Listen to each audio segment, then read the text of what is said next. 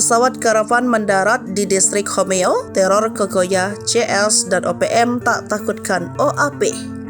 Situasi terkini di distrik Homeo, Kabupaten Intan Jaya. Sudah beberapa terjadi kericuhan yang diduga disebabkan oleh OPM. Mengutip dari tribunpapua.com, kini situasi keamanan di wilayah distrik Homeo mulai kondusif.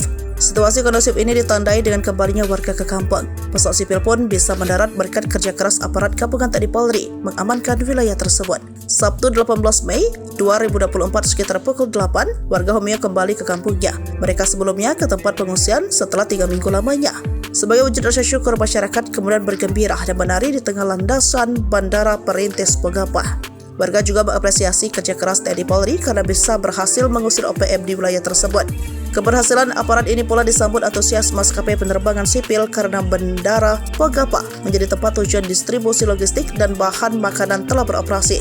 Sabtu pagi, pesawat jenis karavan berhasil mendarat di Pogapa, menandakan situasi telah aman dan kondusif. Panggokap Wilhan 3, Legend TNI Richard T. Hatapumbolon kepada Tribun Papua Minggu 19 Mei 2024 menyebut situasi Homeo kini telah berangsur membaik. Masyarakat kembali ke kampung, pesawat juga telah landing. Menurutnya, keberhasilan ini merupakan tindakan nyata dalam mewujudkan situasi keamanan wilayah guna mendukung sebuah proses percepatan pembangunan Papua.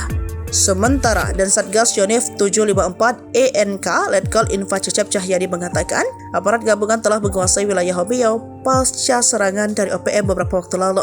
Cecep mengatakan sebelumnya sebanyak 28 personel pasukan Raja Kostrad di bawah pimpinan Yonif 754 ENK digeser ke distrik Homeo, Kabupaten Intan Jaya untuk melaksanakan penugasan teritorial. Cecep menegaskan kondisi ini memberikan bukti nyata bahwa masyarakat mencintai TNI, khususnya para pertarung Kostrad dan Satgas melaksanakan petugasan di wilayah Papua.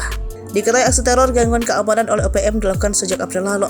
Akibat teror tersebut, seorang remaja bernama Alexander Parapak meninggal dunia.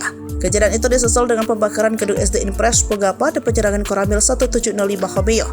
Sejak penyerangan itu, aparat gabungan terus menggencarkan patroli di wilayah Homeo dan sekitarnya guna memberikan rasa aman kepada masyarakat.